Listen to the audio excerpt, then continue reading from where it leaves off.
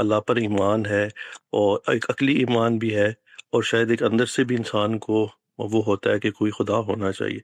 لیکن مسئلہ مجھے وہاں پر آتا ہے جب ایک ایسی ذات کا تصور جو ہمیشہ سے ہے، ہمیشہ رہے گی، آل پاورفل، ایسی چیز ہم نے اس دنیا میں کبھی دیکھی نہیں ہے، ایسی قریب بھی کوئی چیز ہمیں نظر نہیں آتی، ایسا معلوم ہوتا ہے کوئی اور ہی دنیا ہے۔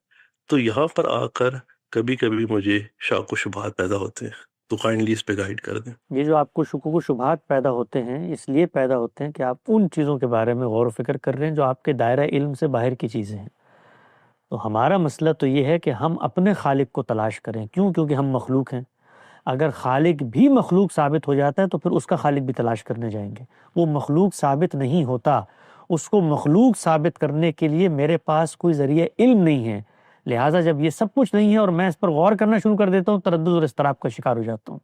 تو دنیا میں میرا مسئلہ ہے کہ میرا خالق ہونا چاہیے ہے، یہ خالق کا مسئلہ ہے کہ اگر وہ مخلوق ہے تو جا کے اپنا خالق تلاش کرے، اور ہم یہی کہیں گے اگر وہ مخلوق ہے تو اس کا بھی خالق ہونا چاہیے ہے۔ وہ یہ کہتا ہے میں مخلوق نہیں ہوں، ہم اس کو مخلوق ثابت نہیں کر سکتے، اس لیے کہ ہمارے دائرہ علم اس کی خلقت کا جائزہ لینے کی صلاحیت نہیں رکھتا۔ تو آپ غلط دائرے میں محدود علم کو لے کر جا رہے ہیں۔ جیسے ہی آپ محدود علم کے ساتھ ان چیزوں کو دریافت کرنے کا فیصلہ کریں گے تو تردد اور اضطراب کے علاوہ کچھ نہیں ہوگا۔ لہٰذا اس دنیا میں ہمیں اپنا پرچہ حل کرنا ہے۔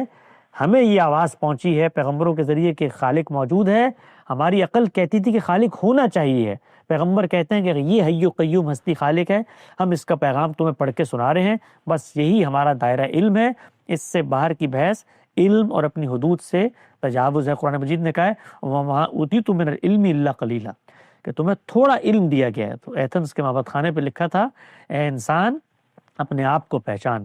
تو علم صرف اس چیز کا نام نہیں ہے کہ ہم ہر چیز کو جان لیں، علم اس چیز کا نام ہے کہ ہم اس چیز کو جانیں کہ کیا ہم نہیں جان سکتے۔ تو ہم ان چیزوں کو نہیں جان سکتے جو ہمارے احاطہ علم سے باہر کی۔ ہم تو دنیا کے اندر جو چیزیں حاصل کرتے ہیں وہ تصورات ہمارے لیے ایک مانی جانی ہوئی حقیقت ہوتی ہے، اس پر تمثیل دے کر بیان کر رہے ہوتے ہیں۔ تو ہم انسانوں سے تو خالق جنت اور ماورا اور نادیدہ عالم کی گفتگو بھی متشابہ اور مماثل اسلوب کو بیان کی نہیں کر سکتا۔ کیوں؟ کیونکہ ہمارا علم محدود ہے۔ ہم تو اپنے جو تصورات ہیں ان کے حاصلات کو زبان میں ڈھالتے ہیں، یا وہ فطرت کے ظاہری باطنی حاصلات ہوں گے یا عقلی استنباط کے نتائج ہوں گے، یہ ہماری جمع پونجی ہے علم کی۔ تو اس سے آگے بڑھ کر جب آپ فیصلہ کرنا چاہیں گے، ہم تو اتنے محدود ہیں کہ دن کے وقت ان نظروں سے ایک حد سے آگے نہیں دیکھ سکتے، یعنی وہی ستارے جو رات کو وہاں موجود ہوتے ہیں دن میں ہمیں نظر نہیں آتے، اس لیے کہ یہ ہماری حدود علم ہے۔ تو اس کو پہچانیں گے تو کوئی اضطراب نہیں ہوگا۔